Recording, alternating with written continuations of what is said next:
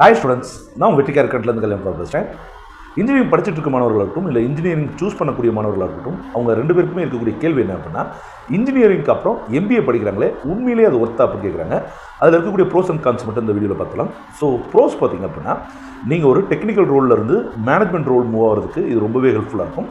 ரெண்டாவது வந்து பார்த்தீங்கன்னா, நீங்கள் டாப் காலேஜஸில் எம்பிஏ முடிச்சிருந்தீங்க அப்படின்னு வச்சுக்கோங்களேன், கண்டிப்பாக உங்களுக்கு சேலரியில் ஒரு மிகப்பெரிய ஜம்ப் இருக்கும். சரிங்களா? மூன்றாவது வந்து பார்த்தீங்க அப்படின்னா, லீடர்ஷிப் குவாலிட்டி, ஃபினான்ஸ், மார்க்கெட்டிங் இதெல்லாம் இன்னும் கொஞ்சம் டெக்னிக்கலாக ப்ரொஃபஷனலாக தெரிஞ்சுக்கலாம். சரியா? இதில் இருக்கக்கூடிய கிரவுண்ட் ரியாலிட்டி என்ன அப்படின்னா, இந்த நான் சொன்ன விஷயங்கள்லாம் நீங்கள் டாப் காலேஜஸில் எம்பிஏ பண்ணியிருக்கணும். அதுவும் நீங்கள் பிஇ படிச்சிருக்கிறதுக்கு அப்ரோப்ரியேட்டாக எம்பிஏ பண்ணியிருக்கணும். சரிங்களா? அதே மாதிரி இன்றைக்கி எம்பிஏ பண்ணுறதுன்றது ஒரு ஹை காஸ்ட் எஜுகேஷன் ஆயிடுச்சு.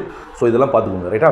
சப்போஸ் டு பி நீங்கள் டெக்னிக்கல் ஸ்கில்ஸ் இருக்குது, டெக்னிக்கல் ரோல் தான் நீங்கள் விரும்புகிறீங்க அப்படின்னா கண்டிப்பாக நீங்கள் எம்பிஏ பண்ணணும்னு அவசியம் இல்லை.